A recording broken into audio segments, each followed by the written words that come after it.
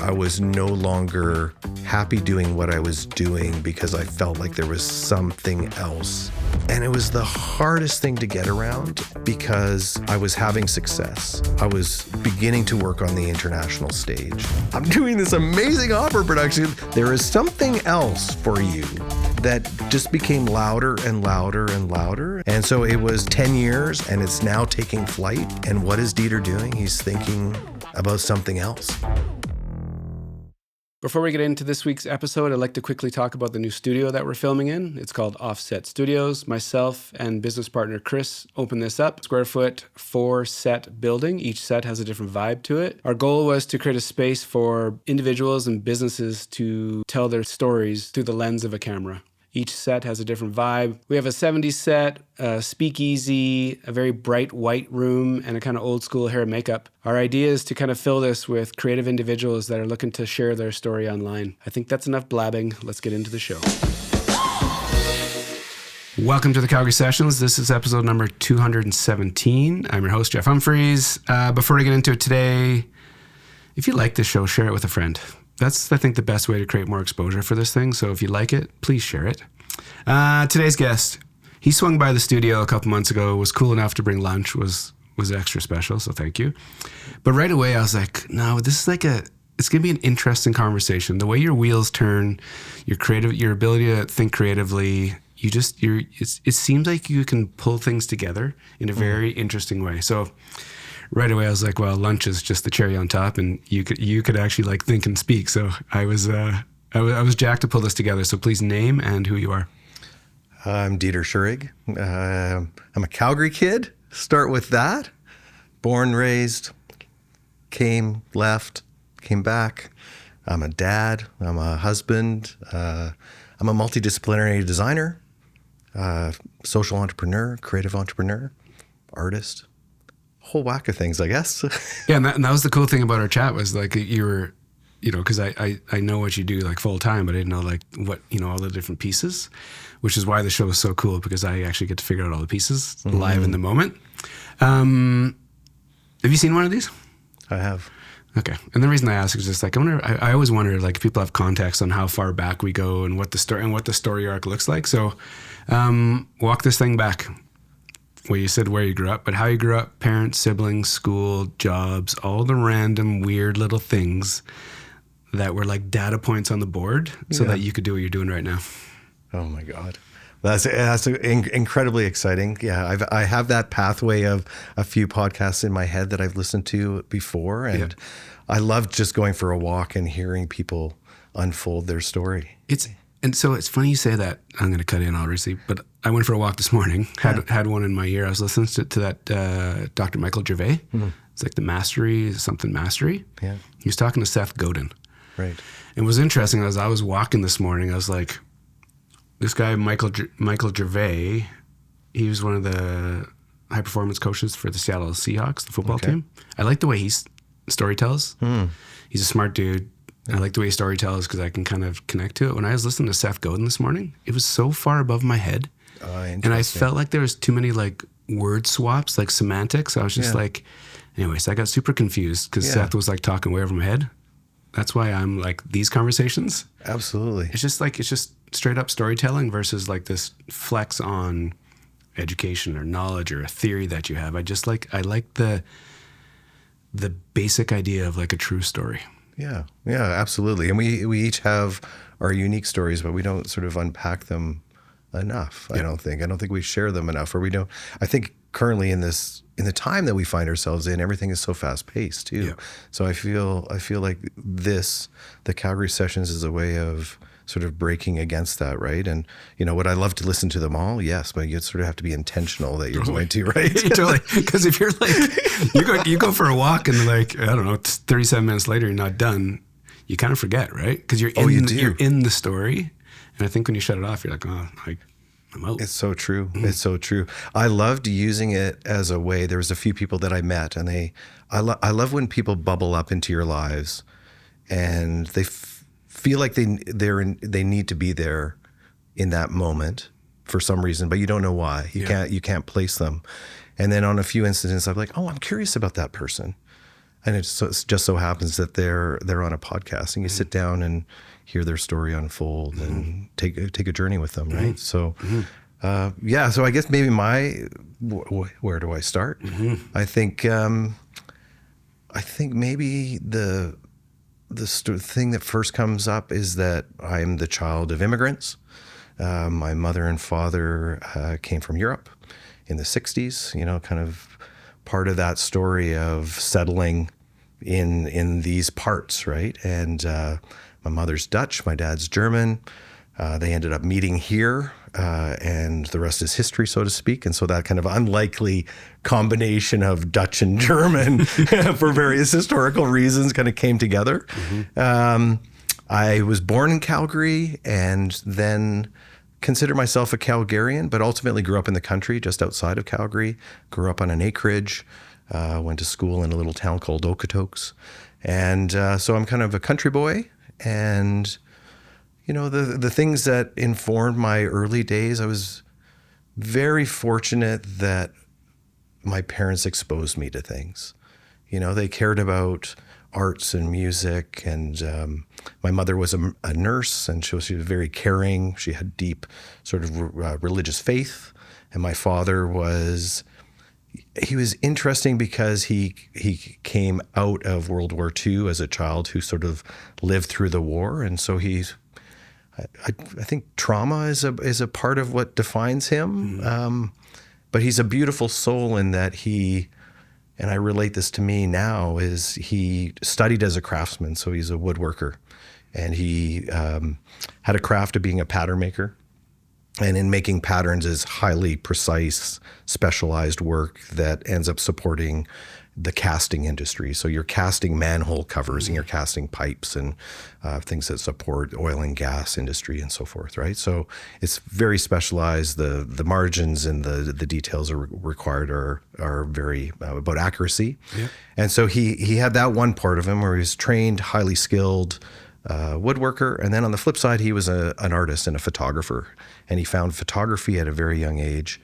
And so throughout my childhood, that was like a defining element of him, that he would just break away, head out into the country and photograph nature, wildlife, landscapes. And so he was very much this sort of bipolar individual who was craft and art and finding beauty through photography. So I was very blessed to have wonderful parents who were supportive in that way. And the things that we did was working out on the acreage and building birdhouses and playing with crafts. And if I had an idea of I want to make an aquarium, and as well, we can do that. We'll figure out how to make this aquarium. Or if it's building a fort out in the back 20 acres, we did that. So I had room to play and explore and make mistakes. And I was of a time where I loved Lego and, being able to build the set, but really it was about that kind of kit of parts that you could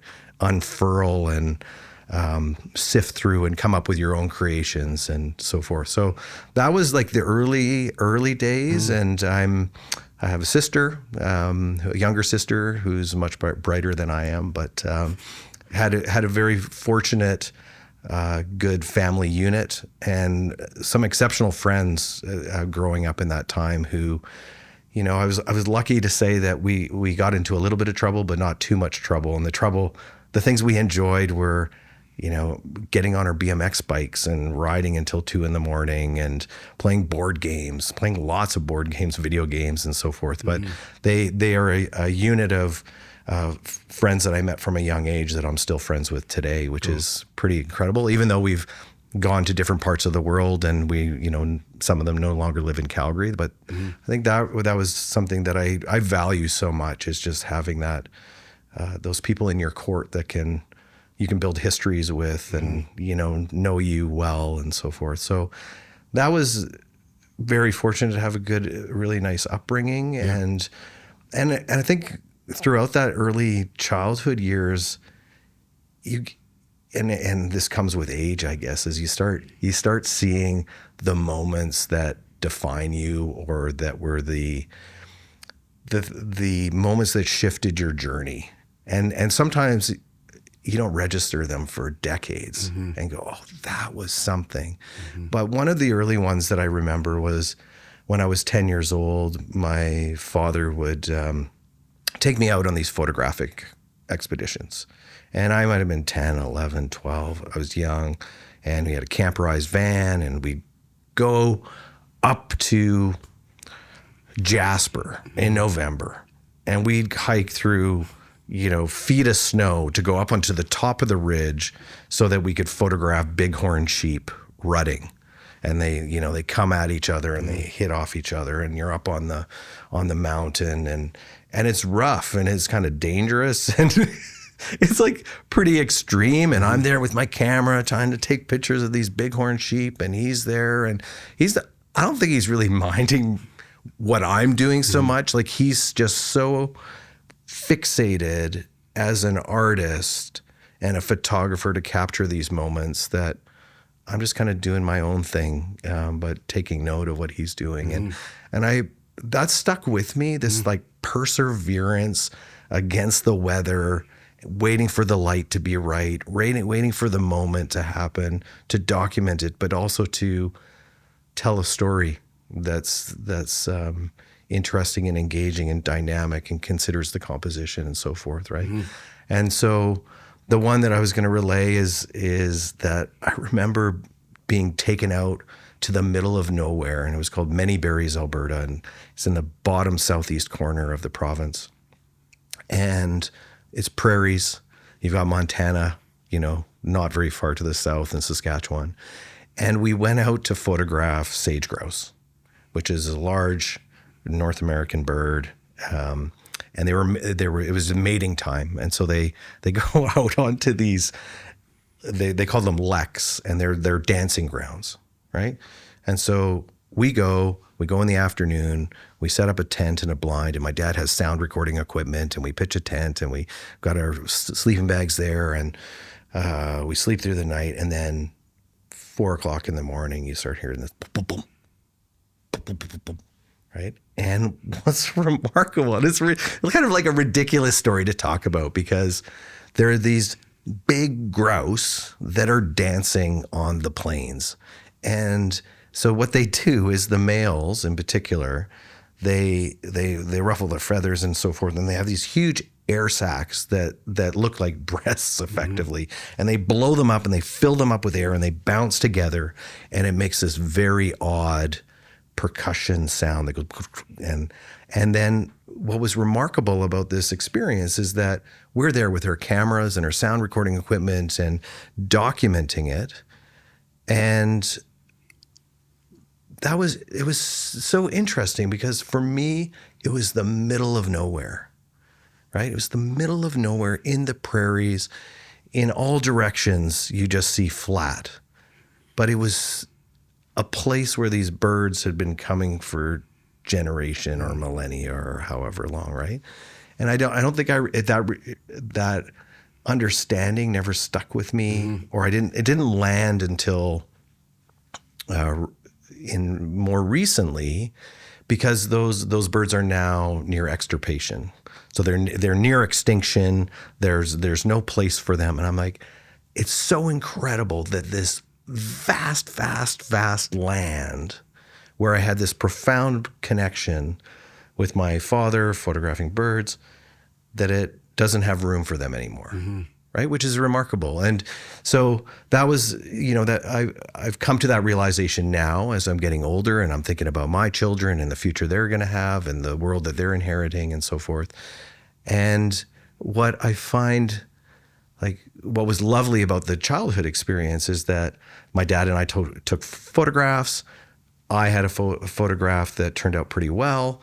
We entered photographs into a photo competition, and mine was selected to be exhibited around the country as part of a series of Birds of Canada for 2 years. And so it was this lovely thing as a 10, 11, 12-year-old kid in 1984 to have a photograph, beat out my dad for a selected photograph, which was kind of cool, because he was, produced in National Geographic and Audubon, and was, he was making a go of it as a semi-professional photographer. And then mine selected and it's toured around the world. But that was like an early experience that I think shaped my worldview and my connection with the natural ecology and kind of like living notions of you take pictures, but you leave only footsteps. You leave it better than when you came, right? And I think that's something that's been instilled in me that I try to even be mindful of now, you know? Like I love canoeing, you know, and there's something beautiful about such a simple, elegant craft that can have such a light effect and take you places, you know, take you on epic journeys for such a modest little thing, right? So that was, you know, one of those defining life moments. And then I go back to building my Lego and drawing, and I was in music, and I was an arts kid, but I really enjoyed, you know, running and some sports, like modest sports like badminton, and running ended up being a big thing. And I found freedom in that, I think, of, you know, hitting the trails, cross country running and sprinting. And that was really great. But really it was in high school that I found theater. And, you know, maybe jumping to a really nice moment is that in grade 12, a new drama teacher had come in and he wanted to put on big musicals. I'm like, that's cool. Big musicals. I'm going to help direct. And so I signed up as assistant director, and then one of the actors dropped out of a role, and I ended up stepping in, and it was Grease, you know, and it was one of the smaller of the five. It was duty, and I jumped in, and I sort of kindled this love of acting that I didn't have before. And I was in grade 12, and as you remember, growing up in Alberta, it was grade 12, and then you're in university. Yep. And it struck me that even though I was a B+A student, that I needed to put on the brakes and I wasn't ready to go to university.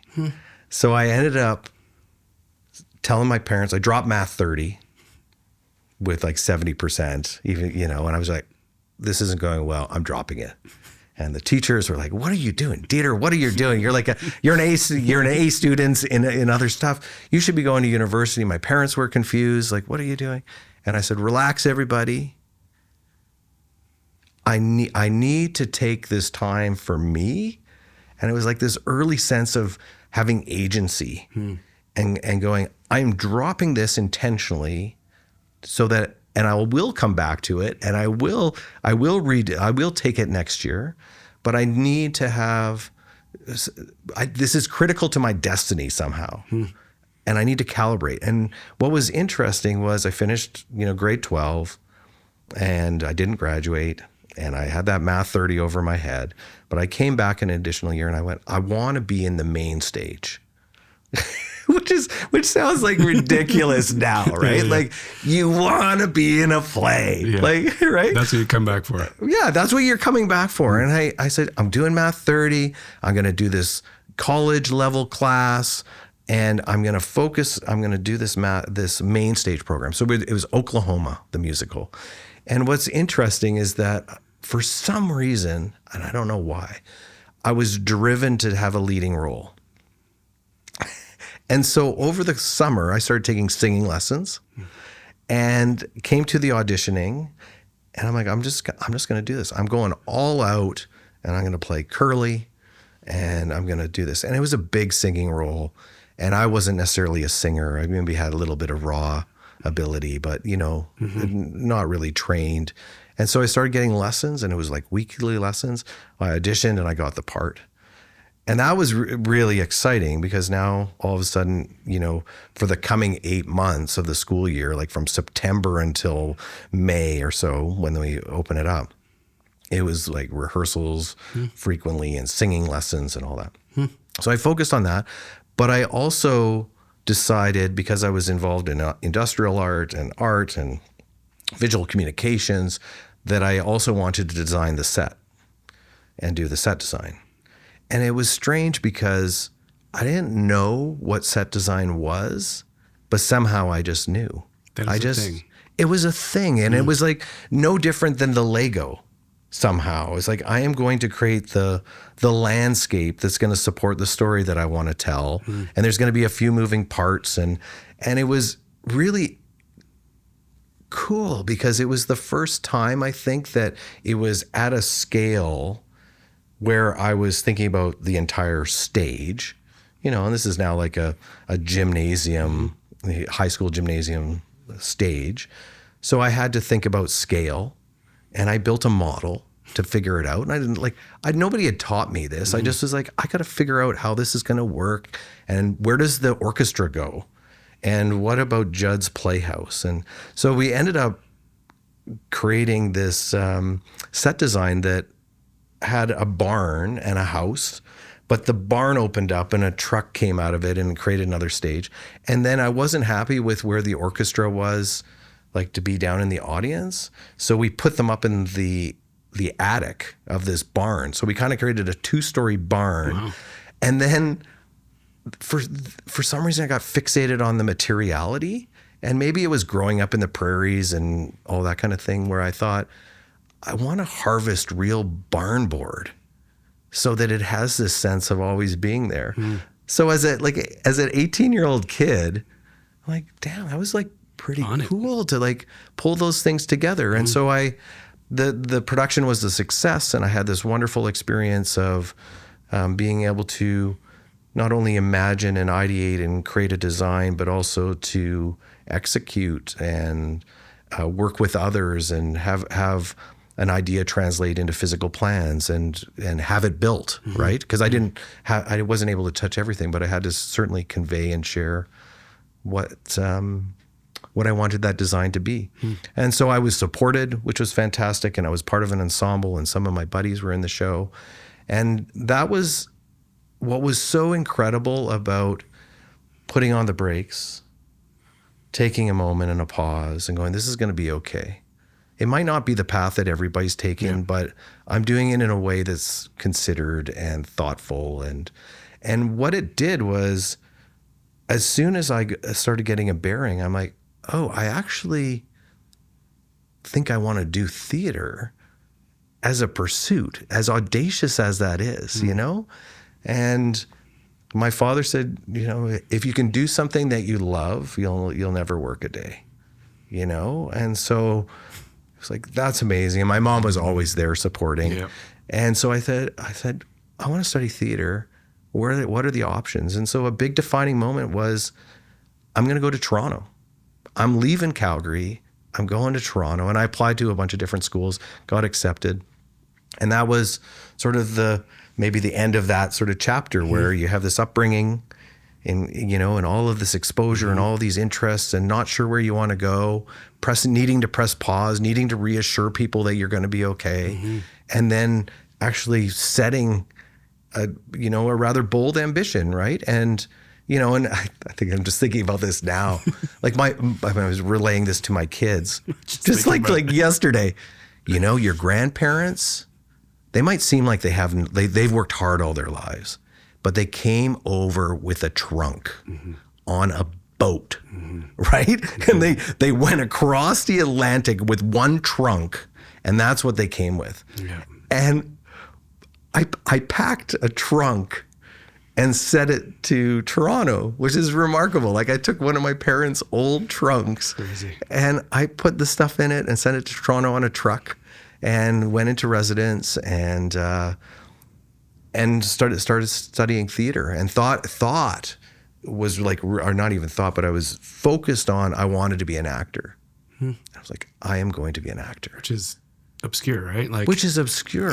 Absolutely, right? And who picks that path? Yeah. And I think context is interesting too. Like you grow up in Calgary, small town at that point, like a small city, even and being in Okotoks. So my exposure was limited. Yeah. So to even think that I could that it was a thing was kind of remarkable, right? Do you think where does it all come from, you think? At a young age, the one that stuck with me is like the putting pause on high school. Yeah. Because at that age, to be that, were you that thoughtful and mindful of what you were doing? Or were you because you're a well-spoken, very interesting thinker right now, but back then, was it is it just your upbringing that gave you some tools that you could operate slightly different? I don't know. Because it's different, right? Like to have the audacity to say, nah, I'm just gonna like drop out of this and just like go back. Yeah, it's a strange thing. I don't necessarily feel like that's been transferred to me. You know, like I remember coming to this realization with my children that as a kid, I was taught to save. My parents were Depression era people that lived through difficult times. Yep. And were very, very prudent and focused on you save. Just save, like save for a rainy day, right? And it's like so important because they live frugally and thoughtfully, and then they had their splashes out, and they went, we should go to Disneyland or we should go to Hawaii, right? Yeah. And they felt like travel was an important thing, but it was modest, and most of the time it was in the camper van, right? But I realized wasn't taught to budget. And sometimes, like saving is important, but so is spending, and so is giving, so is philanthropy, so is like helping out your community. And so I started this idea of, well, you need jars. So when you get your money in and you get your allowance, where are you going to put it towards? Where are the jars that are needing something? And it's been amazing seeing that with my kids. And it's a little, they're a little bit older now, so it's a little bit more their purview. But to your point is like, where does that come from? And I don't feel like my parents necessarily said, you're going to be a change agent and you're going to have such a sense of agency for your own path and advocacy for others that this is how you do it. Like, I don't feel like I was given that tool. But as I get older, it's like, what is your superpower? Maybe like, what is the thing that differentiates you? And I think I have a capacity of curiosity where I'm interested that there's something else. Like you and I are having this conversation. You feel vaguely familiar. I know I've seen you in my LinkedIn posts, but maybe there's something else. Maybe there's some deeper connection beyond the superficial that is there for a reason, or it should be a guide to what comes next. And so I feel like I'm trying to create a web of connections that maybe give me insights or give me direction or give me a way of kind of navigating complexity in a way that is productive or something. But I think it's driven by curiosity, and it's kind of, maybe it's the theater, maybe it's the artist in me that wants to find beauty beyond the mundane, And so maybe, like I'm going to go back home and I'm going to think about this for a while, noodle a little bit and go, did they actually seed that somehow? And I'm not sure, but I know my path, it has felt like there's times where there's intensity or there's growing urgency, perhaps, that you're coming to a point where a decision is important. And you don't always have the answers, and you don't know what's around the corner, but you still need to make a choice. Or there's so many instances where I had this idea or this thought or reoccurring learning maybe, where sometimes you think you're a genius and you're like, oh, I've come up with this design for this show, and man, this is amazing. This is like, if we can recreate this moment and this scene, that would be incredible. And so you have that idea, and then you start working with the director and you're in rehearsals and you're like, I've got this idea. I've got this idea. This idea has got to happen right at the beginning. We got to do this. And then you get somebody who's smarter, brighter, which I'm glad I surround myself with those people. They go, Deeter, it's a brilliant idea. It's at the end. And you go, oh, of course, it was a beautiful idea, but it was misplaced. So I think I'm open to those like making mistakes, but still at the same point trusting that you might have an idea, or you might have a solution, or you might have a pathway, and it can be wrong. Yeah. Or it could be the timing can be wrong. And so I've had so many unique moments like that where people have said, patience. And then 5 years later, it drops in, right? Or not at the beginning of the play, but at the end of the play. You know, it's fascinating. It's fascinating. I think if you can be open to that, that your path, and I you know, it's funny. There's probably things that drive people nuts. Like what are the metaphors that you always use, or the analogies? And I've come to sailing in the last 5 years, and it's been modest, and it crept up in a very, very peculiar way. And essentially I have a folding kayak that they were designed 100 years ago. And it's a folding wood frame that has a fabric skin on it, 17-foot, 2-person kayak, but you can throw a sail on this thing.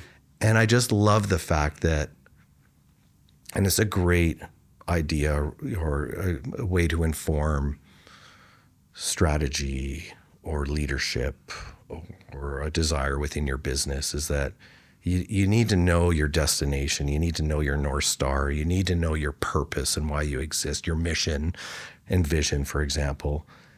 But the wind isn't always blowing in your favor. But you can't lose that destination, right? And there might be a storm, or the wind might blow from the north, and they might be in your head, in your face, or you might have a tailwind and you're just getting blown to where you need to go. But most of the time you're needing to constantly change your direction and tack to work with the wind as best you can to get to where you want to get to, right? And so it's fascinating just to see how those moments happen in your life. And I think with the theater, I end up in Toronto, and of course, you know, being a young 19-something kid in a new city it was incredible. And of course, it was amazing. Like I didn't love North York because we were in York University, just in the northern half of Toronto. But I loved being in Toronto. I loved the bigger city. I loved that there was an intent around people who cared about something and were highly engaged with something and wanted to specialize. And so for that, my first year, highly focused on wanting to be an actor, but it was a general BFA program. And it came to the end of the year, and then you had to audition to get into the program, the discipline you wanted. So I applied to get into the acting program. I rehearsed in a very disciplined way. I had all the learnings that I had over the course of the year.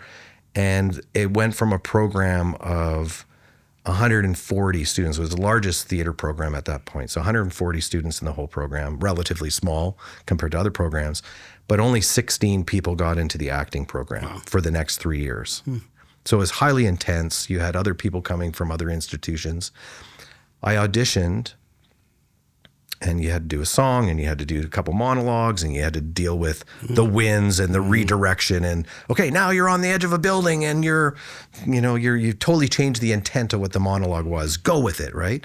And so that happened, and I left the audition, and I remember thinking, I nailed it. I nailed it in a way where I didn't come with, like, I wasn't burdened by needing to nail the lines, and I was actually in the role. And so the direction I could just handle. And I left thinking, I have no notes for myself. I feel like that is what an artist at a certain level, a performer at a certain level needs to do. You need to come, you need to let go, you need to trust, you need to listen, you be present, and then allow the work to come through you. And it was so sublime and equally terrifying. And I left, and I waited, and they said, got the notice, Deeter, you're accepted into the acting conservatory program. And in that moment, I was like, I can't do this. I can't do this. And it's so random, and it would or counter everybody wanted to be in the acting program. Everybody wanted to be the star, be the stage, pursue acting further, right? And I realized because my audition was so on, but so equally terrifying, that I didn't think I could sustain that level of expectation on a reoccurring basis as a profession. And so I shifted into design, studied stage design for 3 years, and then used that as a launch pad and stayed within theater, but worked for the course of 15 years as a freelance set and costume designer, working across the country, everything from little one-man shows up to large-scale opera projects. And I had a wonderful, wonderful, wonderful experience just being able to work with amazing creatives, working with amazing directors who had a vision and really wanted to tell stories to the community and produce work, and was blessed. Like, ultimately, so much gratitude for those that I worked with, and worked at places like the Stratford Festival and the Shaw Festival, and was very fortunate that Calgary companies brought me through here. So I was living in Toronto, but I was able to come and work at Alberta Theatre Projects and Theatre Calgary and Theatre Junction Grand, and make it as a professional designer in theater. In a business, as you know, is like, it's tricky. It's a hustle in the gig economy, and you're only as good as your last show, and you need to create momentum. And so that was an interesting road, interesting chapter. When you get into the acting school and then you bow out of it, were you confident with your decision? And did you just have enough? And you've made an interesting decision in high school. I'm gonna do my own. I'm gonna pause it, do my own thing. So you kind of had this skill set to be thoughtful. Yeah. So we decided not to do it. Were you clear with what you were gonna do, or were you like waffling on the idea? I was pretty clear. I was clear because I was confident that I knew enough about design and still loving the theater that it was the right thing to do. Like, I wasn't prepared to just let go of working in that discipline. I was like, I'm committed to art, and I feel a conviction that I am both an artist and a craftsman, if you will, in some ways, much like my father, right? And so, sorry, when you say much like your father, it's almost the damn same. Right? Oh, no, it's a damn same. It's a damn same. There's a great picture from like the Lethbridge, daily newspaper, and it's of my dad, and they did a little profile of him because he was doing slideshows of his photography, right? He'd go into the community center, but there's a picture of him in the foundry, with all the woodworking stuff, and then there's a picture of him with the cameras and all that, right? And so it is very much like me, and but I remember in the time thinking, One, not looking back. One, I'm making my own decision. I'm going forward. I'm going to live honestly into that decision and move forward until I need to make another, recalibration. Yep. But I also consciously thought, I can come back to acting at any time. If you're interested in acting, there's community groups, there's acting classes, there's a plethora. Yeah. But I remember thinking that if I want to specialize in design, it's very difficult. Like, where are you going to go train for that, right? Unless you re-enlist in a university program or so forth, or just learn it on your own.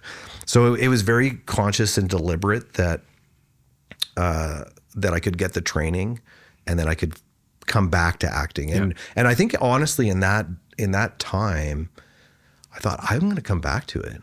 Damn right, I'm going to come back to it. There's a beauty in it. Like, there's a beauty in improvisation, and there's a beauty in working with an ensemble and trying to tell a story and being on stage. Coincidentally, it hasn't really found me back. Like, I although now I lead an organization, right? So now I'm a CEO where I don't have a choice but to take the stage. But I feel that tension within me all the time, because if I had to flip a coin, or if I had to make a quick decision on which foot are you going to land on if somebody pushes you, right? It would probably be to backstage. I'm comfortable taking the stage. I'm comfortable having a public presence, but there's something about being in a supportive role rather than being the center of attention. I don't need the center of attention to be the center of attention, but I enjoy being part of something. And so I feel that balance, the need to balance that within me and be mindful of it. Have you always been thoughtful? Like, were you always like, you've alluded to this twice, older, you can see things differently. But back then, did you think differently? When you look at your peer group, were you thinking differently? Were you making different decisions based on different values or different structures? Like, were you different? Because it feels like you're making very interesting decisions at young ages versus, I think about myself at those ages, and I didn't have the background to actually do that. Yeah. I think that would be something like to talk with my friends about, like how do they perceive me versus how do I perceive myself? Because I think those two things can be quite incongruent. Like I was an awkward, gangly kid who was trying to find my way, like as an adolescent, right? I wasn't comfortable in my body. I wasn't comfortable with who my identity was. I was trying to find my way. And the theater in some ways was you can take on a role. You can be something other than yourself.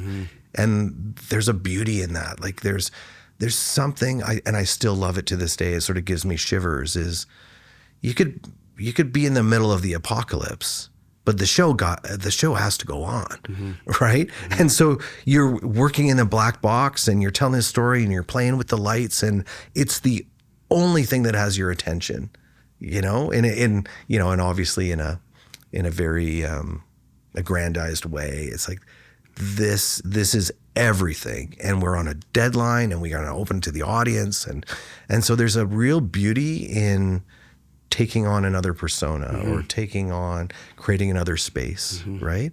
But I think as a kid, I didn't see that. I didn't see that I had a way of engaging the world that I needed to exploit or use in a way. But I wasn't. I think my friends would say I wasn't overly hesitant. If the idea seemed sound, and I had, I was thoughtful about it, mused it a little bit, I would just go, Does the word risk, like management, ever enter into your head? Like either handling risk, acknowledging risk, or like, just because these decisions are risky. Yeah.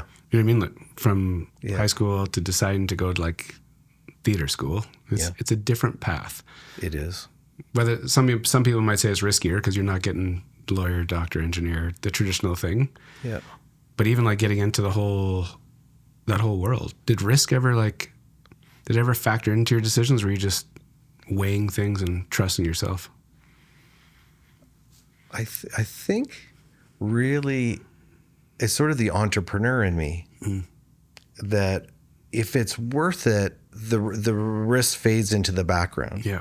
In my day-to-day job now, I'm always thinking about risk because I'm the interface between operations and the governance of an organization, and risk is incredibly important because it's people's jobs, and delivering value to the community and having a business that is sound, right? So I think about risk way more. Yeah. But I'm also driven by seeing, if I can see something that needs to happen, I can just hold on to it. I can just hold on to it. And I don't think a lot of people are wired in that way. Like the project we're working on right now, like jumping to the future. Now we're time warping. It's a magic ring.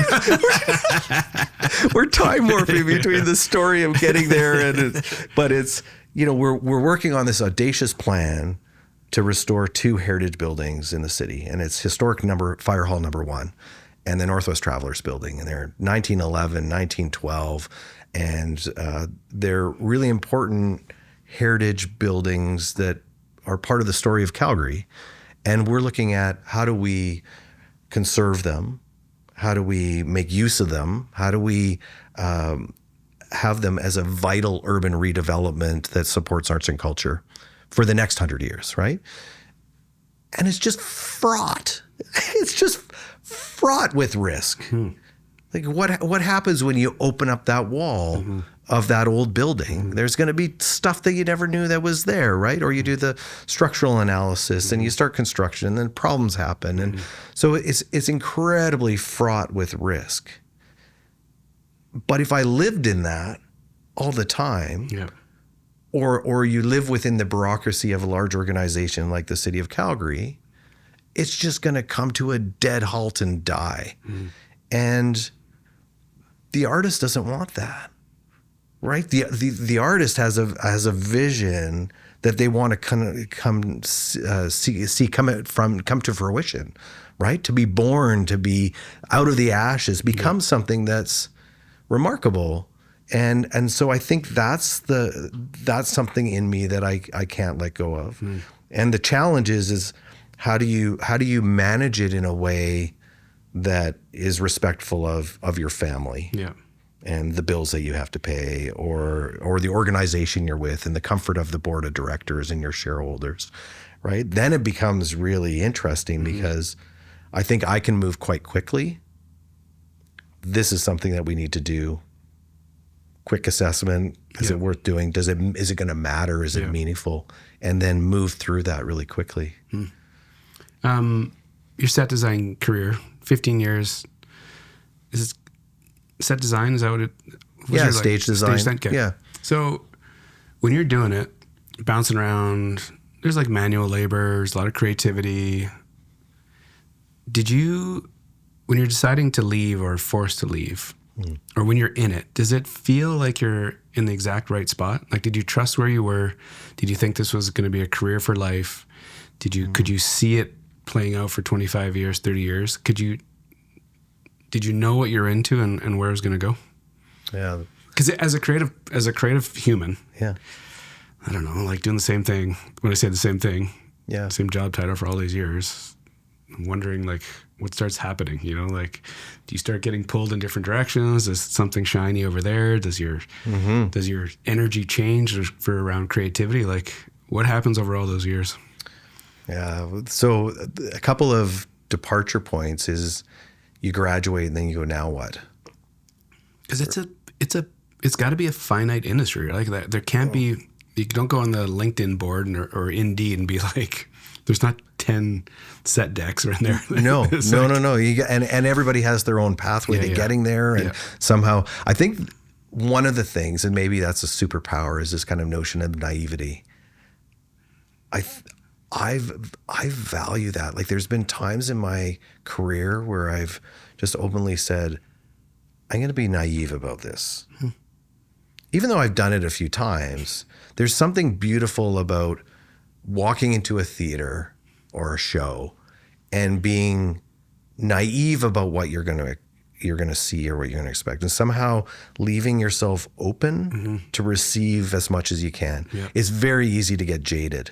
It's very easy to go, oh, why did they make that decision? And then you're not listening to the story and you're missing a bunch of things. So that's something that I valued. And I think as a professional journey, like what's your professional story? I think there's been this naivety that I've just embraced.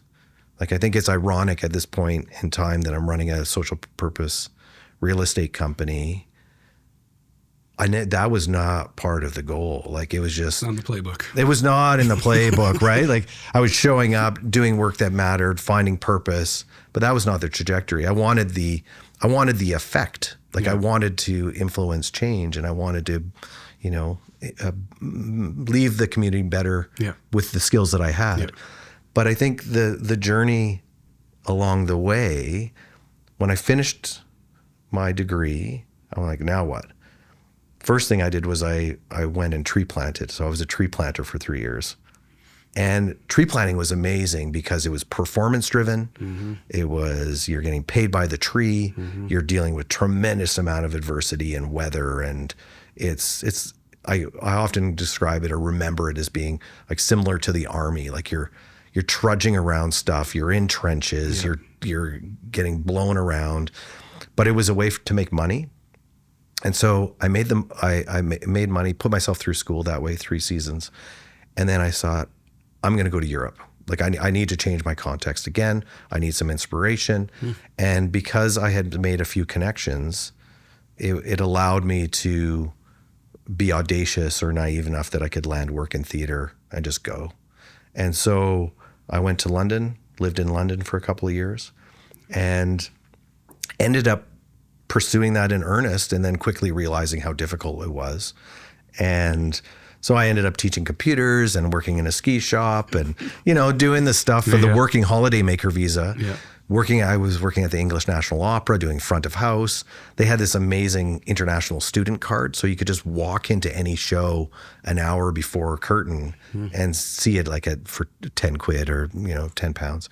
And so it was exposure. Like I'm just going to expose, and then picked up a few little bits of work here and there. And that was really influential, but there was another defining moment in that. And I just relayed this to the staff the other day at a staff retreat, which was I ended up finding out about this course. It was a postgraduate course in London, and it was called the Motley program. They accept 10 people internationally, and the course was in the old paint dock of the Theatre Royal Drury Lane. So a theater with hundreds and hundreds of years of English theater consequence. And it was in the back of that. And you had 10 international designers who were in this intensive 1-year course. And then they would go off from there. And so I was loving London, loving the culture and, just an incredible city. And also accessing Europe, the rest of Europe from there is just so incredibly easy. So that was wonderful. But I ended up applying to this Motley school. I'm like, this is amazing. I just need more training. And so I applied, and I was number 11 out of several hundred applicants. And I'm like, damn. And they said, okay, if somebody drops, you're in.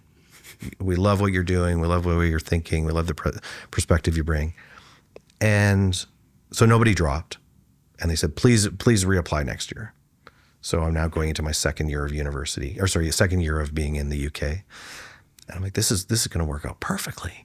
I'm going to have this another magical year.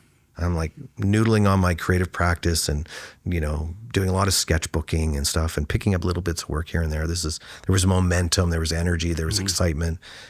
And I'll apply and I'll get in, and then I'll be able to extend my stay in Europe for another year, right? Because my holiday maker visa was coming to an end. Like, the gods are directing me on what I should do, right? Mm-hmm.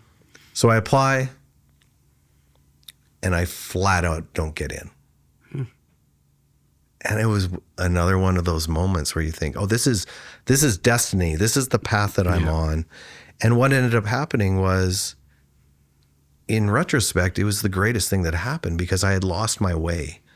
The work that I was doing, the creative development I was doing, was more in service of trying to get into the program, as opposed to seeing through it as I am driven to be a stage designer and do that practice. So I was sort of spinning my wheels a little bit, if you will, and not really being directed. Still, I would say developing a way of thinking and observation and creative practice, but it wasn't driven. And so that was a real kick in the pants at that point of, you are going home. Mm-hmm.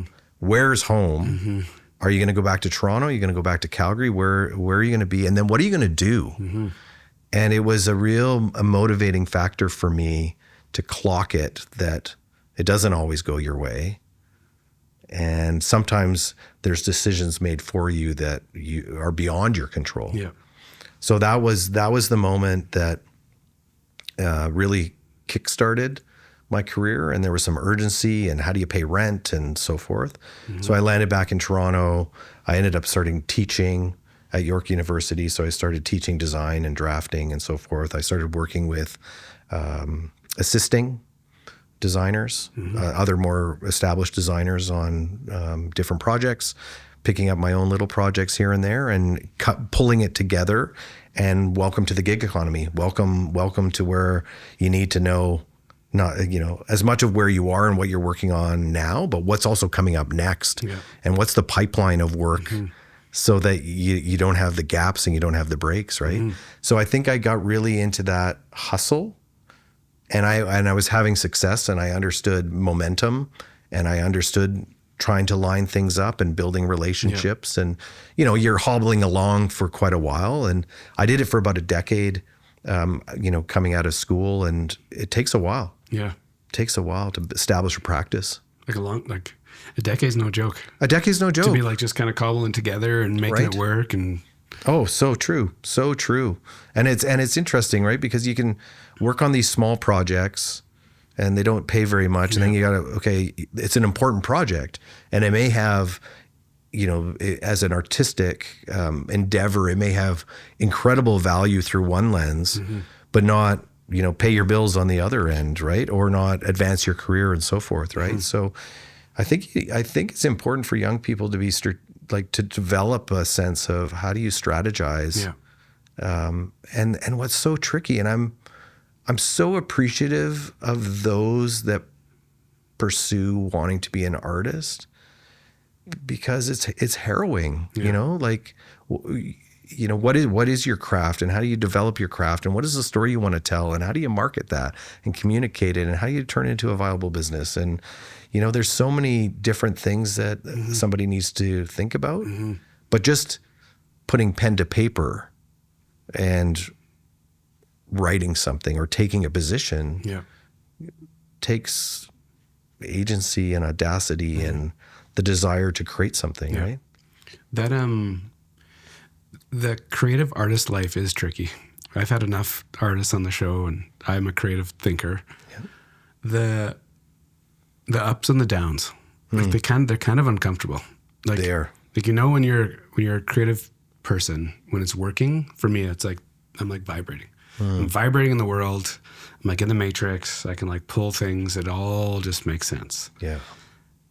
It's like that ultimate creativity. And then when it's not working, if you're a muralist, or if you're a painter, or if you're a set deck, and it's like the seasonality of the work, or one missed conversation misses an opportunity, and somebody else, like the dip. Yeah.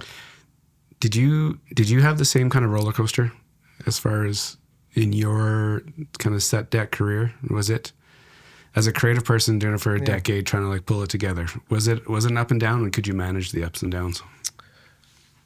I think I could. I think making stuff up. It's like, I feel like my practice was diversified. So I didn't have all of my intent in one thing. Yeah. Right. So because I was teaching, because I was assisting, because I was also working on my own projects, they were all overlapping, and there was complexity with that. Yeah. But I didn't have all my emphasis on one area. So did I struggle as an artist? Hell yeah. Did I have ups and downs? Totally. Did I have much time to think about it? Not so much, because I was really trying to make a go of it. And being able to see others working, like I think one of the greatest things that was afforded to me was, this idea of like, you don't have to be the one, but if you're in the room, it's pretty darn satisfying, right? You're in the room with greatness. Yeah. I've had moments like that where you see that person knows costumes. Like I did costumes. I didn't consider myself a costume designer because when I looked around me, I'm like, you understand it. You love it. You are an artist in the truest sense, not only knowing the craft. And I was very fortunate to see people like that who were hitting a level of greatness, if you will, or success. But I also saw the sacrifice in many ways. And so I think with me, I was diversified. Yeah. That protected me. And I would say maybe, as we kind of like unpack the pathway, listening is so important. Like listening to yourself. And I think there was moments for me realizing, I love this. I love what it affords. I love the process. I love working with others. In some ways, I would like to hit a level of proficiency and artistry in this area, but it's not me. And what began to emerge during those sort of full 10 years of practice plus the training was that there was other things for me. And when I graduated and moved to London, I was hanging out in London, I'm starting a theater career, I became very interested in alternative architecture. And so it was the strangest thing where like those seeds get planted and it's not the main thing that you're working on. I'm tending a career in stage design, but the architecture was already seeding, and it was straw bale houses and rammed earth houses. And it was early days of the internet, and it was amazing the things that took like root just even in those early days. I was learning about rammed earth tire houses in Taos, New Mexico, and I'm in London, right? And I just became obsessed with what we can use this waste material, pack it full of dirt, and now all of a sudden we've got this amazing building block for architecture. This is crazy, right? And so I began getting interested in that. And then what was lovely is the spectrum of my theater projects that I worked on was everything from supporting a one-man Hamlet, where the desire was with Raoul Beneja out of Toronto, and the desire was he's going to do an entire Hamlet. It's just him. He's going to play all of the characters. But what are the implications for the design? And we got to this design intent of it should be one scene. It should feel like one light. Any detail on the costume should not be distracting of the actor being allowed to have maximum flexibility to this, right? So like sort of an austerity, if you will, about design intent. And then on the flip side, I was very fortunate to work with an incredible Canadian designer who afforded me one of my first opportunities. And that's an interesting story in that he was a set costume designer, works on the international stage. He's approaching 70 now and works on all of the major stages across the country. Across the world in opera. And the production that I started assisting with him here and there, and then I joined him as his associate designer on Wagner's Ring Cycle that opened up the new Opera House in Toronto in 2006. So Opera House is being built, under construction, and we're designing and building and staging 4 operas over the course of the 3 years. And then it is the opening production of the Four Seasons Opera House. So I'm his associate, I'm his right-hand man, effectively. He's designing all 4 and directing one of them, and I am supporting him throughout the entire design process. He's a magician when it comes to theater. He has an absolute wonderful perspective and ethos and practice that I was just so fortunate to work alongside. And so, very small production, very large production, but it was within the frame of this 3-year commitment to this opera, first production ever in Canada, purpose-built opera, like a remarkable opportunity. Adam Agoyan was one of the directors. Francois Girard was another director. These are Canadian film directors who were working in the theater as well, but, acclaimed directors. And I was in the room. I was in the room with these amazing human beings, amazing creatives. But what was wild is that those little seeds of the architecture and alternative architecture, straw bale houses, climate change, notions of sustainability began to really seed themselves in my head to the point where I was no longer happy doing what I was doing because I felt like there was something else that was calling for my attention. And it was the hardest thing to get around because I was having success. I was beginning to work on the international stage. I ended up taking one of the operas from that Toronto production to France. And so it was the 10 years and it's now taking flight. And what is Deeter doing? He's thinking about something else. And I remember speaking with my wife about it and speaking with friends and saying, I think I need to walk away from the ring cycle. Right? So there's a pattern here. There's a pattern here. But did you know at the time there was a pattern? That's why these conversations are so fun, right? I'm hearing this for the first time and I'm like connecting dots on the fly here. Right. And you've done it again. I've done it. Yeah. But in the moment though, like, were you struggling with this decision or like what you were figuring out? Or did you just like, once you felt it, you trusted it?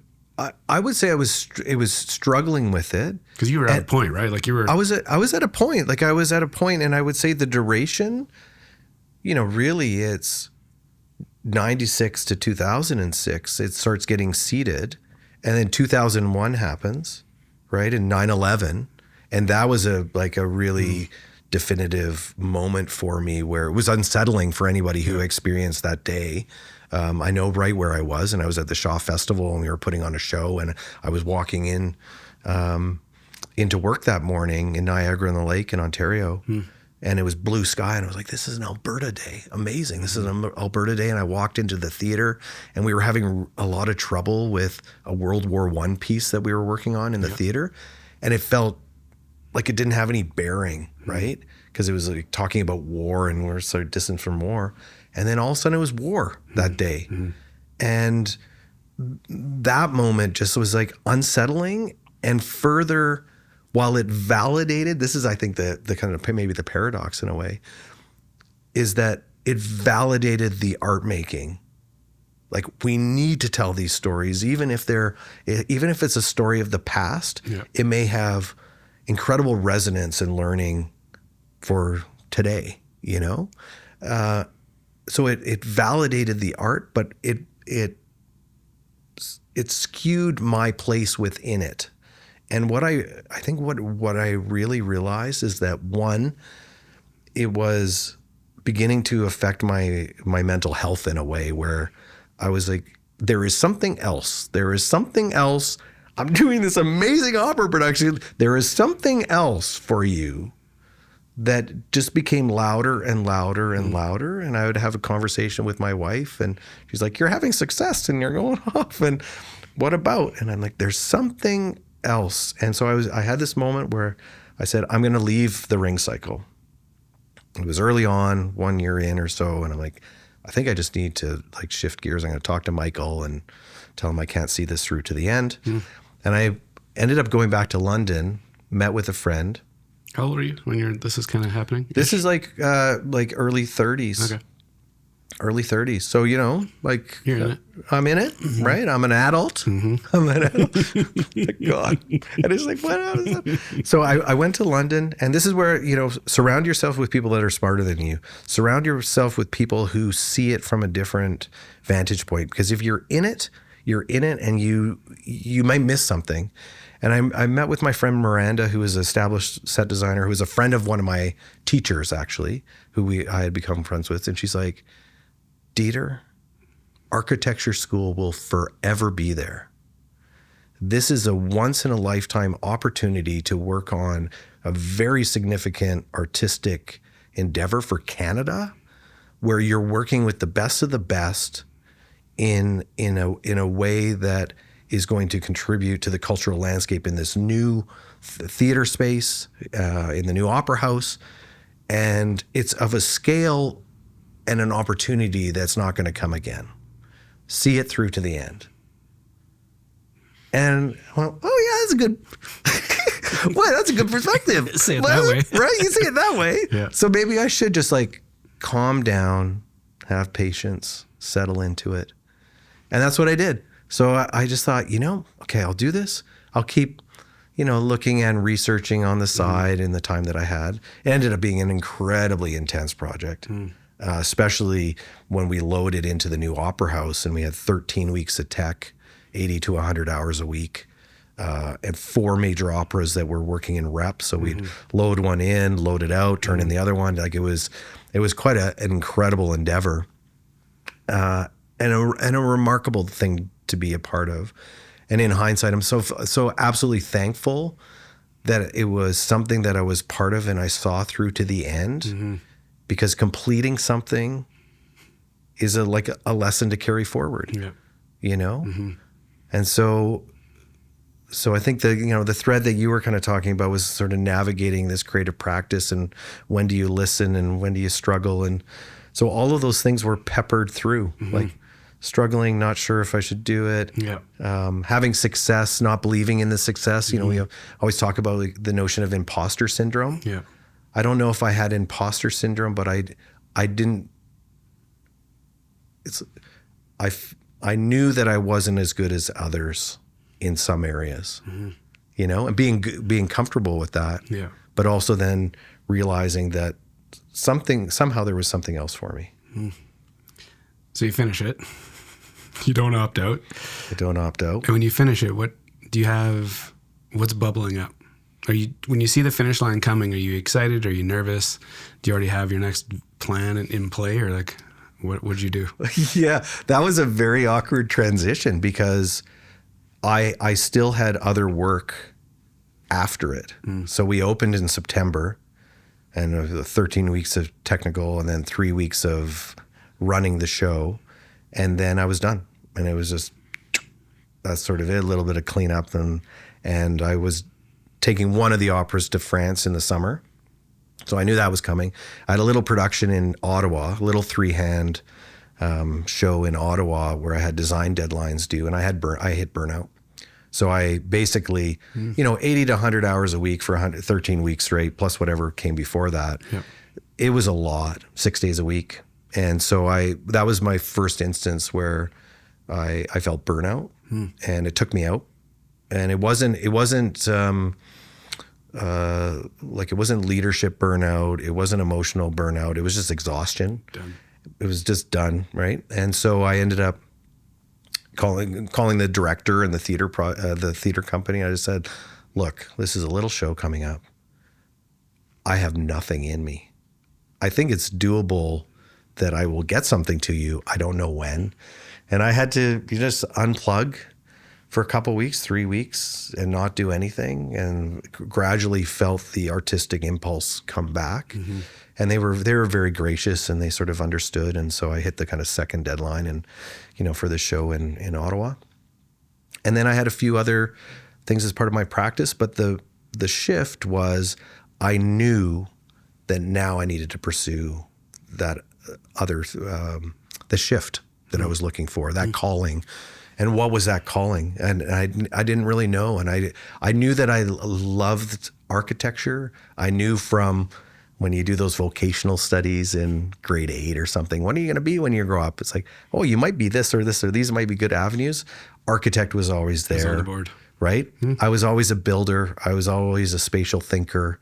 And so I'm so thankful to community and family and my wife in particular in this instance. I was wondering how she fits into this, because that's like the swings. She's a beautiful human being. There's no doubt she's a beautiful human being, and I think she saw in me that the artist Deeter wouldn't be happy if he didn't kind of pursue it. So she graciously said, okay, I'll give you the time to do your master's and study architecture. And ultimately, the question at that point, I was supported by the Canada Council, which was amazing. And I said, our time requires that we look at the arts through a different lens. And I said, I'm really interested in performance within the theater, but what is the theater within the building, within the city, and what is its role? And I just, what does that mean? I'm not sure, but it was, I need to explore.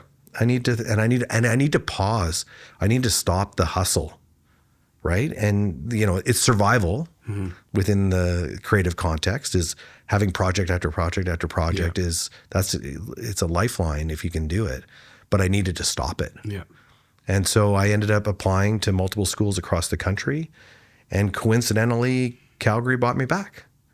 And I came out here and was able to meet with some of the profs They incentivized me as a mature student. They said, yeah, we'll give you an entry scholarship and come. And so it all came together, and they were focused on interdisciplinarity. So the program was very interested in how does architecture interface with planning and landscape and industrial design. For me, I was like, this is the theater. We come together to solve complex problems, tell stories, but we need to work together. And so I thought, I can come back to Calgary. I can connect with my family. My parents and my sister was still here, and I had some friends here. And I thought, I've been gone for 15 years now. This feels okay. But the intent, and my wife will remind me all the time, is that the intent was come do your master's, and then we're going back to Toronto. So we were very much rooted there. She's from there. Calgary wasn't a desirable place to put down roots. Whoops. Right. And the rest is history. So the architecture thing, obviously you go after the way you go after multiple things in your life, all into it, fills you up, creativity, does all the things for you. Yeah. I have such an appreciation for higher education. I have such an appreciation for academia in some ways of just, we had a great conversation at Design Week and just this past week. And it was talking about, some people think about architects, well, you build buildings and you provide a service to the community. And then there's this whole other side of architecture, which is about experimental thought and research, and maybe it doesn't even exist. Maybe it's impossible to be built, but that doesn't matter. It's not about building code. It's about the spirit of architecture as an art form, right? And so I have such an appreciation for the creative aspects of art. It fits, right? And being able to explore and play and learn and study and research and history, it's endless. Like I'm committed to that. I think that's the one thing I know about myself is like if there's learning and there's endless learning, well, then that's great because you feel growth, and you might not be able to retain it all. It's all like a leaky sieve at this point, but right. But hopefully you hold on to the things that are resonant. Yeah. So architecture was a wonderful time. Yeah. Graduate and then start getting like, do you know what you're going to do when you graduate? Well, as a mature student. Oh, right. Yeah. Because that's you put that into the equation of, I don't know, you just kind of experience things later, but like that's part of the equation, right? It's part of the equation. It's part of the equation for sure. I was motivated. I'm like, okay, I've been afforded this opportunity. I'm going to graduate. I'm going to be deeply involved. So I was on the Alberta Association student representative, and I was seeding out future opportunities. And there was several conversations with some of the other mature students within the architecture program to maybe set up a firm and work together. And so I was very focused, wanted to get registered as a professional architect before I was 40. And it was going to be tight. So I was like motivated, and my wife was holding me to account. But a few interesting things happened. Like once again, like the world presents things that you don't anticipate. And the first one was you get to the end of the program, and there was a capstone thesis-based project for a year. What are you going to do? And so as I was navigating architecture, I was thinking, I love homes. I love houses. I love thinking about sustainability and building better, and those sort of alternate or alternative forms of you're building with straw bales and stuff. That was all really interesting. Sort of misplaced within conventional architecture in some ways, but I was interested in that, but I got really kind of thinking about adaptive reuse, and so. Being a pretty motivated, mature student, I thought, okay, I'm gonna pick a project in Toronto because my wife and I are gonna go back. I'm gonna scout a project around adaptive reuse, and then I'm gonna try to identify firms that are doing that kind of work so that I can line myself up for work.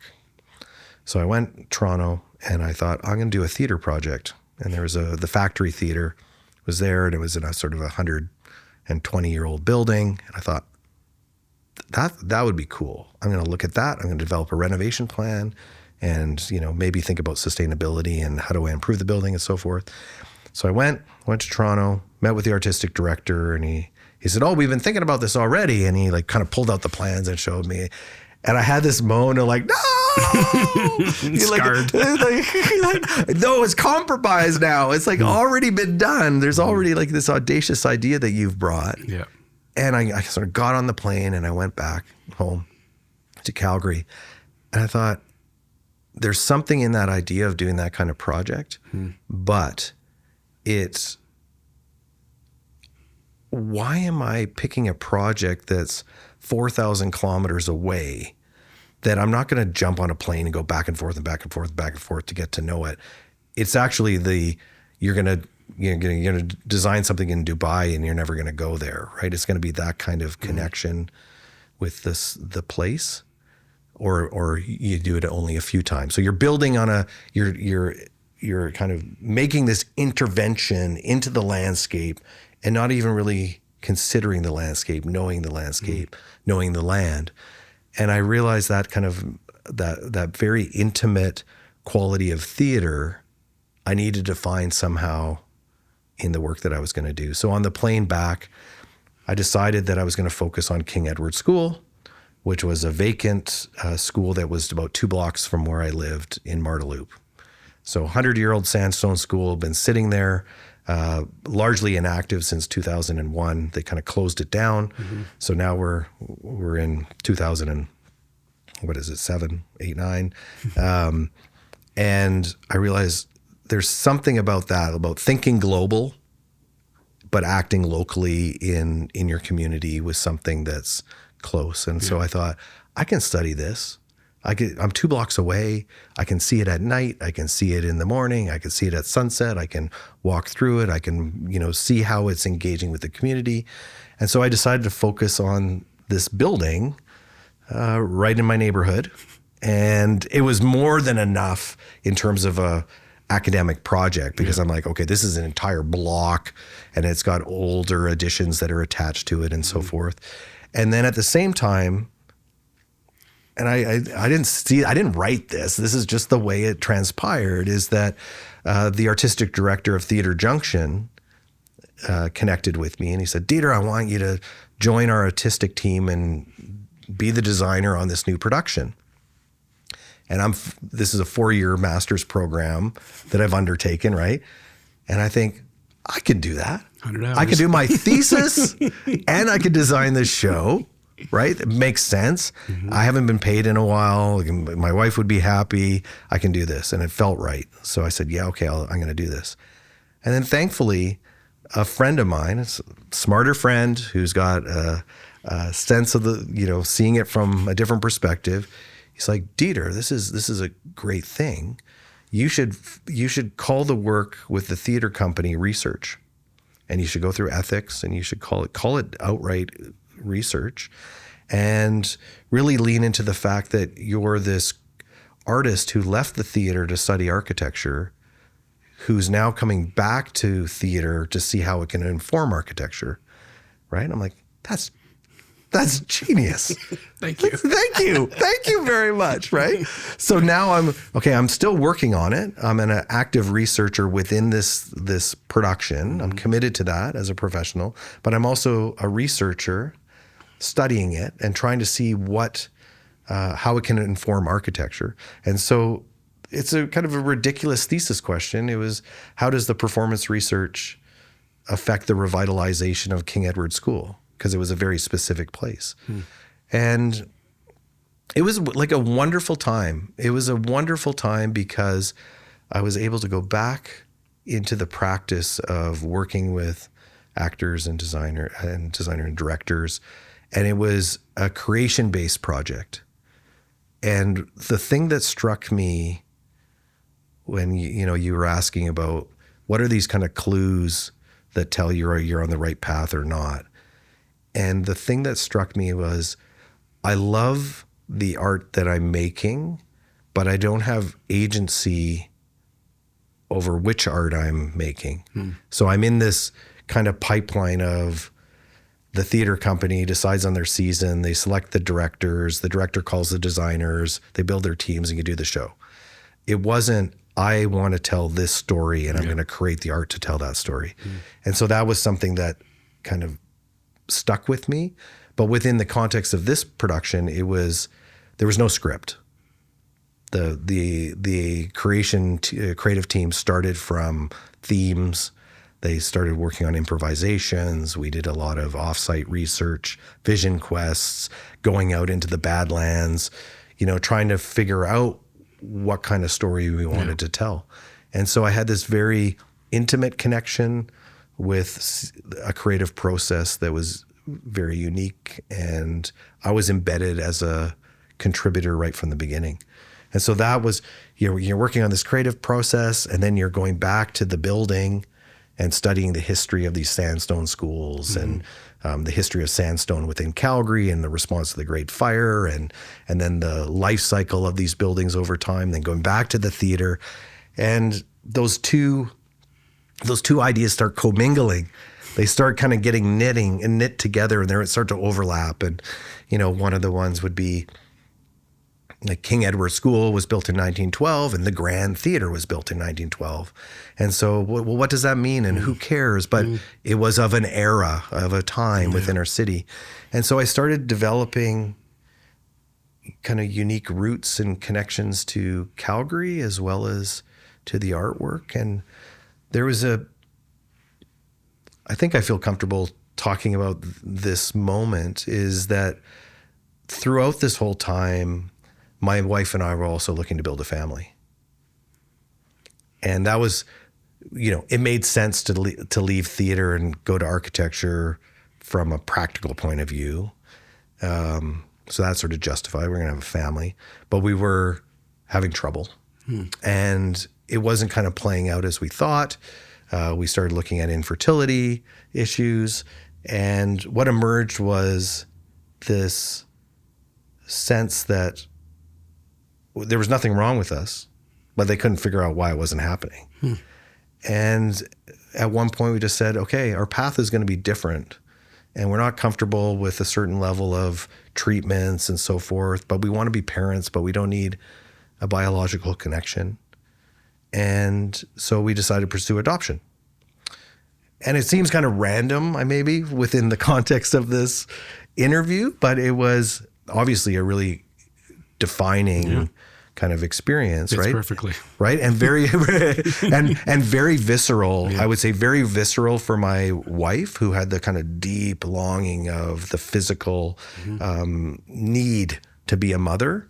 Me, a little differently. I was occupied. I was, pursuing all my little babies and projects and so forth, right? So a little different drive. But we started looking at adoption in Ontario. That came to a halt when I decided to go to study in Calgary. We started the process again, and within the time frame of being the artist on the Theater Junction production, we became parents with 13 days notice. Crazy. And it was an incredible time in our lives. So I'm studying, my wife's taking a leave of absence from parental leave from school. She's a teacher, and we're becoming parents.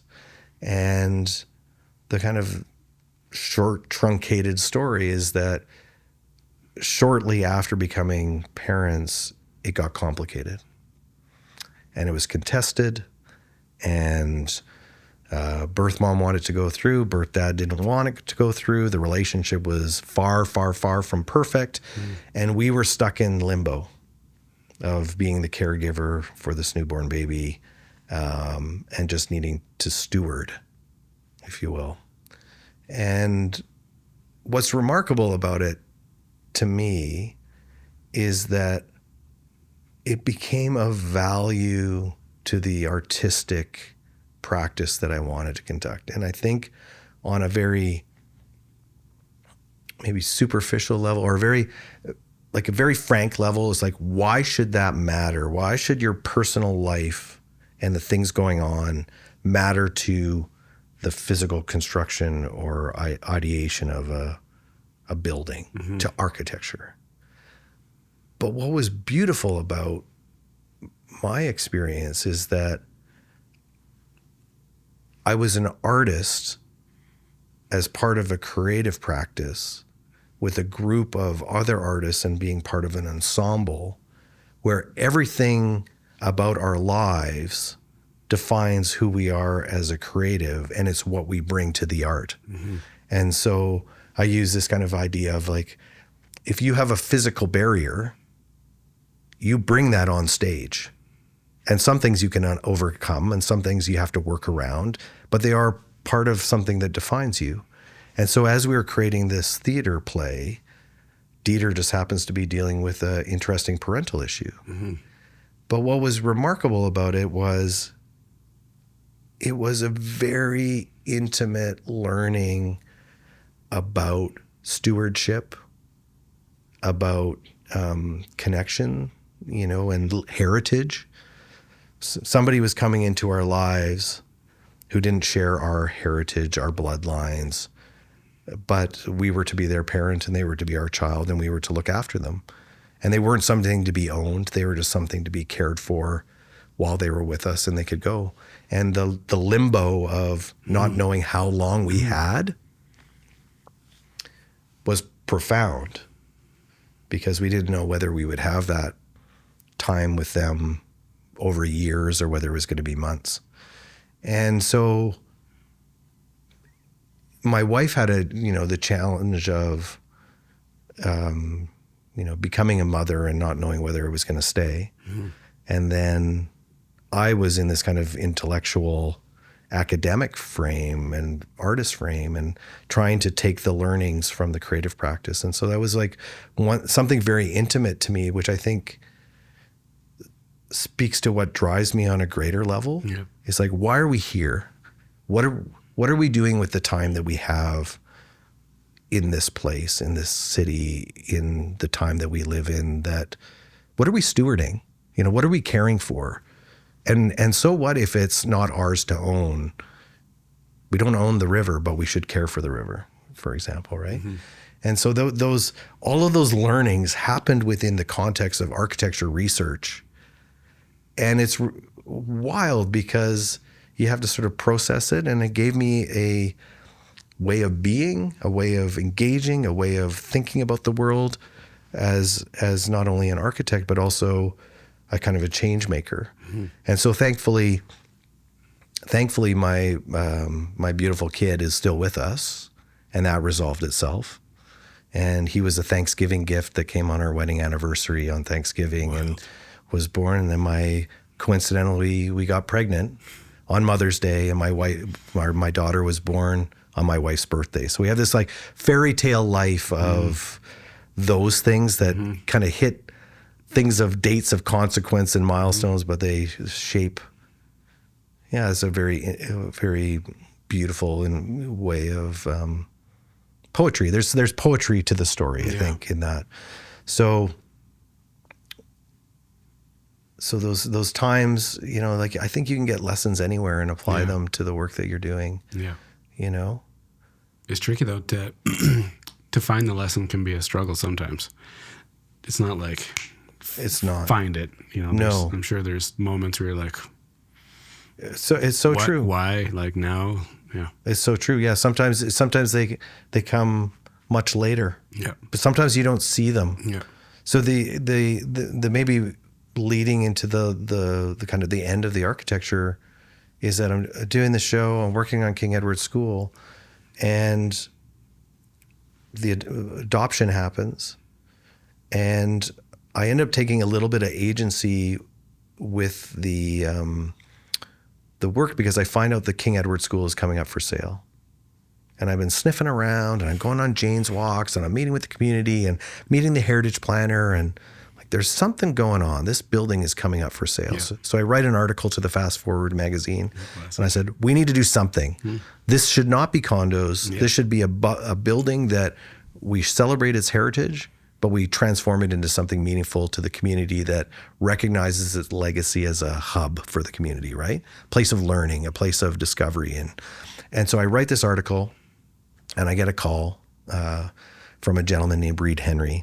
and he's another Albertan that moved out to Toronto, that's landed back in Calgary, and he's setting up a social purpose real estate arm for Calgary, and it's based on the research that the challenges that artists face in Calgary are related to instability of space, because we're in this boom bust development cycle. There's a lot of isolation, we're siloed, and then there's a lot of instability where or uncertainty with knowing where their creative practice is going. They come out of an art school or a university, and then what happens, right? Like, how do you navigate that journey of developing a creative practice? And so the core piece that he's interested in, Calgary Arts Development is interested in, and the Calgary Foundation, is we need to deal with the real estate. Like, we need to provide stable, affordable space long-term so that our community doesn't get up and leave to go to Toronto, right? Or other places where there's opportunity and those conditions for their success. And so he reaches out to me and he said, that article that you wrote about King Edward, there just so happens that there's something a brew, and we might be purchasing that building. And so he says, I'm building a team.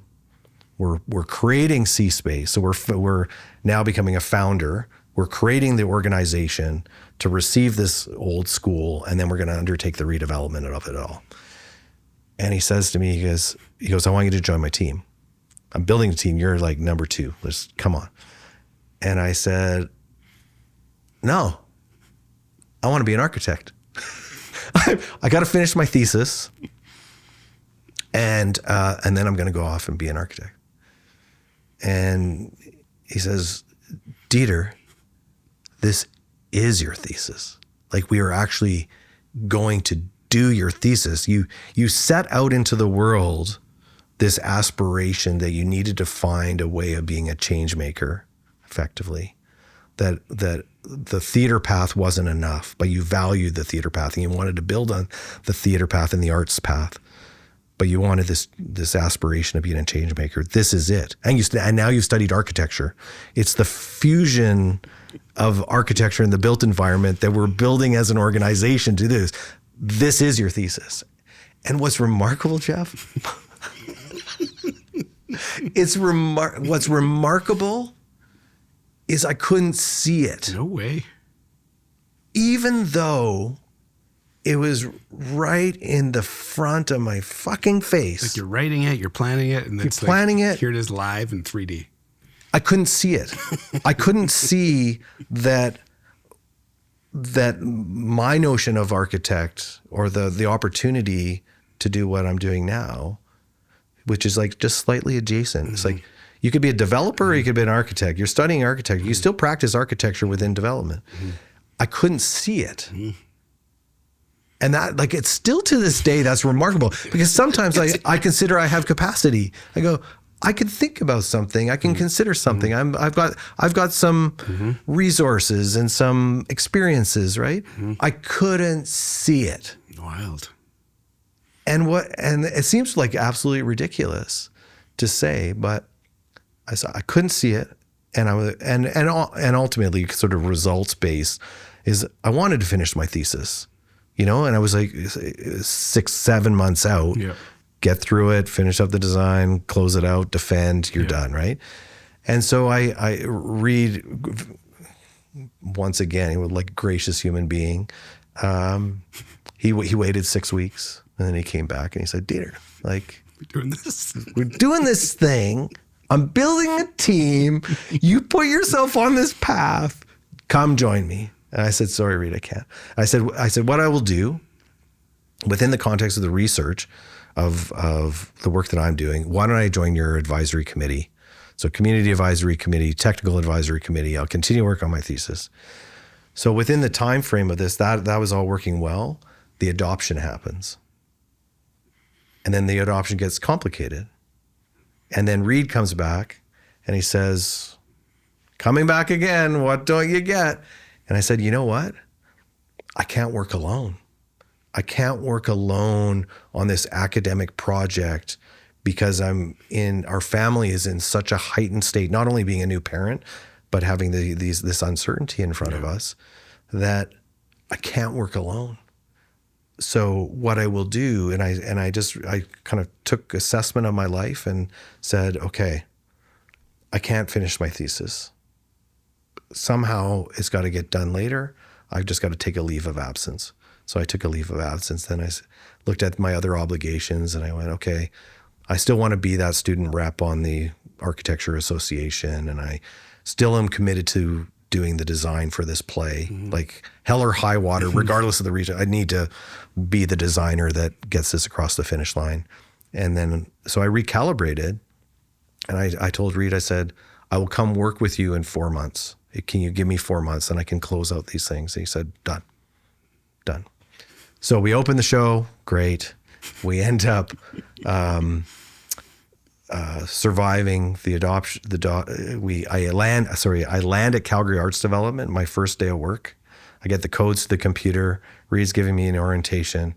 I get a call from our lawyer. The adoption's settled. First day on the job. Good first day. Right? Poetry. So who would have, and it's fascinating to me because it could have gone a much different way. I could have fought it differently. Yeah. But something, like you mentioned it right at the beginning, are there other things at play? Are there other things guiding us? Are there other, and I can't help but think that, Deeter could have been very stubborn and chosen his path a particular way and fought and fought and fought. But he needed to be coerced somehow. Just like smacked, dragged. Right? Yeah. Right? Mm-hmm. So that presents itself, that gets resolved. And then I'm on this next wonderful journey, which was my architecture learnings were that I joined the team to transform King Edward School into what we now call the Marda Loop Arts Hub. And it was this incredible project of building an organization, engaging with the community, doing temporary creative activations to build community understanding and knowledge and partnerships about what this place could be when we finally opened it. Yep. And then working directly to build the organization and shape the business plan for what it was going to be and tenant the building, undergo construction. We ended up hiring my external advisor on my thesis through a public RFP. Yep. But I became the client. So I was no longer the design student drawing the bathroom details. I was talking about what I wanted our building to become. And it set me on this path of moving into social purpose real estate and being a creative entrepreneur and being able to, really support those that I care so deeply about that are the risk takers in their arts practice, but support it with this broader lens of the built environment and creating hubs and, city shaping in many ways. You said something a little bit ago just about trusting, trusting these, it's almost like there's something else at play. The poetry that you described with all that connections to your kids on dates and stuff, you writing a thesis that becomes this living thing. Do you think about all these pieces very often? There's something, you're moving differently, I think, in this world, because you're connecting things that, you might have fought this last one, but there's something there. Do you understand that? And can you actually make decisions based on that now? You're older, got more experience, probably wiser. Yeah. This whole idea of there's something else. I think it's the only thing. It's the only thing. There has to be something else. I feel like I'm so, and I'm not I'll put this out there that I was raised within a religious context, and my mother has a very strong sense of religious conviction, and my father is somehow troubled He grew up in war, and I think there's sort of ghosts, demons. Like, so he struggles with spirituality, right? And I'm not practicing. I'm not, I'm not a church goer, but I value it, and I know it's good for some. But there, as soon as you have a conversation about that, you're talking about higher purpose, and but I think if only through an arts lens, through a poetry lens, through a beauty lens, there has to be something else. Otherwise, it's just all mundane, or it's just business and transactional. Like I believe wholeheartedly that having a relational view of the world makes sense. That is so important. I've been so, it's so early for me, but indigenous ways of knowing. Like, hell yeah. Like, what is the story you're telling? Like, stories can be such a powerful force for change and community building, right? Or your connection to the land. And we have such a short time frame these days. Things are moving so fast that we forget about how we're connected. We forget about the web of life, And so I think that's part of how I'm wired. I'm wired as an artist, like I am wired, and I look for beauty, and I care about the story, and I wonder if there's ways that we're connected in differently, Yeah. It's fascinating. And trusting it. When you said you live in Marda Loop and the buildings, like as soon as you said that, I was like, it's so connected. Like you can't plan for a lot of this stuff, right? No. But for whatever reason, as you were saying it out loud, I was like, I wonder if that, like, you touched on earlier, having that purpose and that North Star and that, like, ultimate place that you're working towards. Do you think that's always been, like, lurking there? Or has it, like, shifted?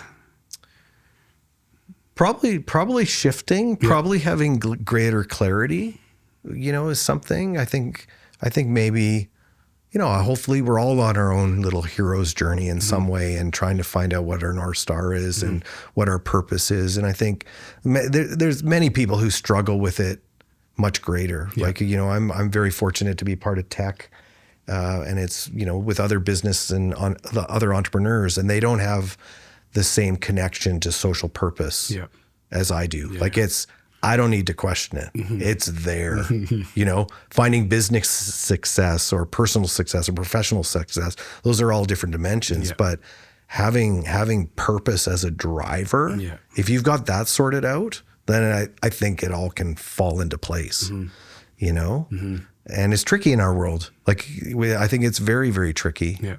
Not all jobs and professions and careers are aligned with people's purpose. Yeah. And so you need to kind of maybe recalibrate it differently.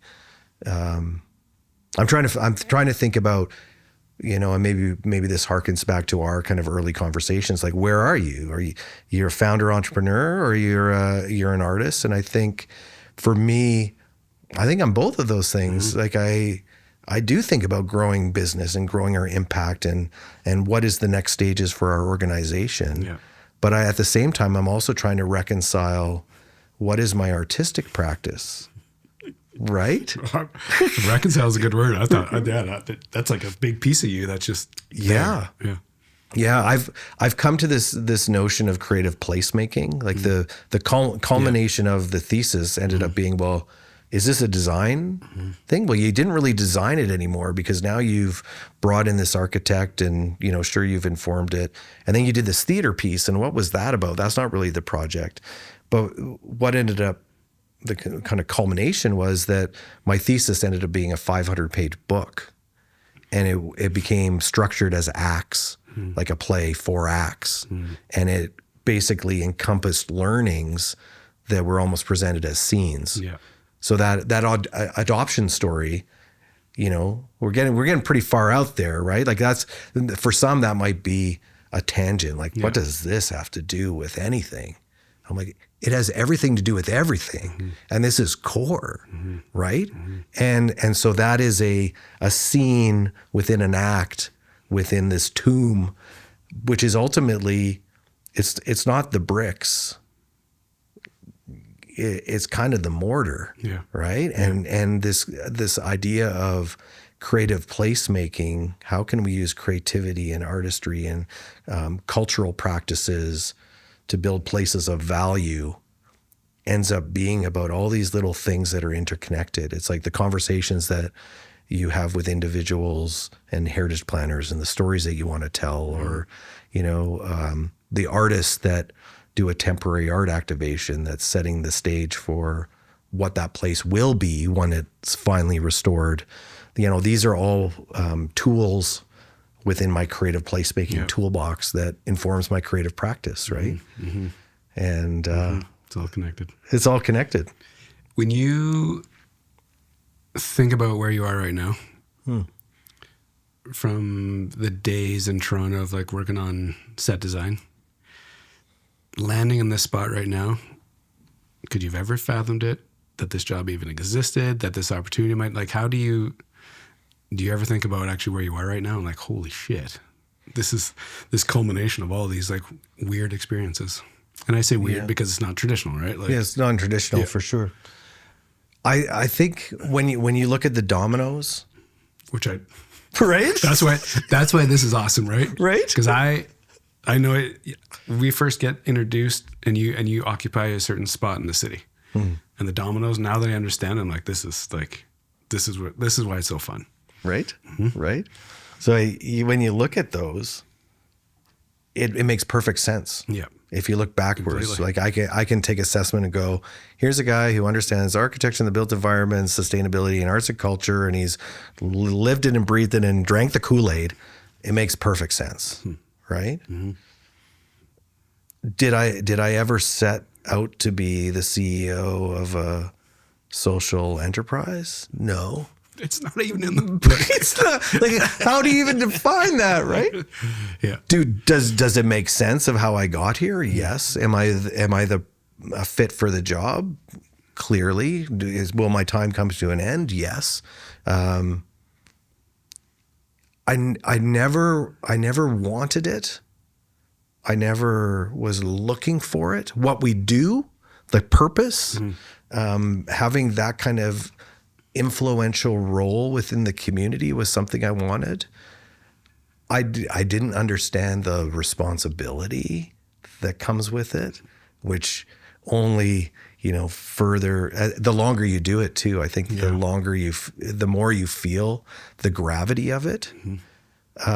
So it's everything I put out into the universe and more, but the title in my mind was never a thing. The role was never a thing, but I'm doing it. And what's incredibly exciting is that, and there is an art to it. There is an art and a science. There is the running the business, but it's also working with the community. And some of these projects are audacious. Yeah. They're audacious. Like they're not meant to happen, right? There's so many barriers in their way that you need somebody that's a little bit off, like me, that can somehow not necessarily see what's coming around the corner. That's obviously a good thing, to kind of strategically have a plan to executing it, but also just to be persistent enough and passionate enough to build the sort of groundswell to move the projects forward, right? Mm-hmm. So, and creative enough. And creative enough. And God, man, I just think in today's day and age, there's so much complexity, even to the problems we face.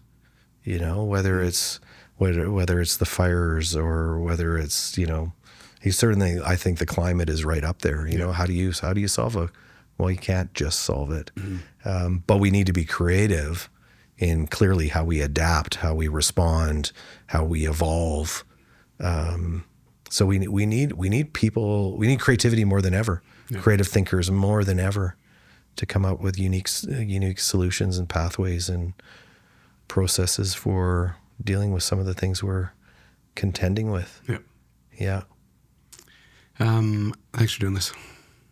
This is awesome. Cool. Like, it's cool at all. Like, meet you with Denny, randomly passing by it. Yeah. You know what I mean? That, like, that's why this is really fun for me. I get to meet cool characters, hear amazing stories, and it's just like, yeah, 217 in now. It's like, yeah, I could do this over and over. Well, and you have a great sense. What I love within this grouping of all of these interviews is you have a sense of all of these different individuals that are oscillating around sometimes similar and different ideas, but many of them are in concert with each other, and so I think there's, as we think about how do we shape the cities we want to live in, and what are the communities we want to create, you've got a really nice sampling right, of some really remarkable people doing interesting things. Yeah, I agree. Thank you. I end the show with one question. When I say Calgary, where's your head go? I love this idea that we're coming of age. We're not the Calgary of 1970 and 1980 nor 1912 and the 1880s. We're a city coming of age, where what defines us is full of potential and includes much more diversity than it did in the past, whether it's culture or business or people. Yeah. So I think we're at a really interesting time. Thanks for doing this. Thank you. It's a pleasure. Really cool. You're talking dominoes. Like it's a great way to articulate it when you say this. Like, listen, I hear all the dominoes, and I like paint this picture while you're talking the whole time. So it's, cool experience. So thanks for taking the time. Thank you.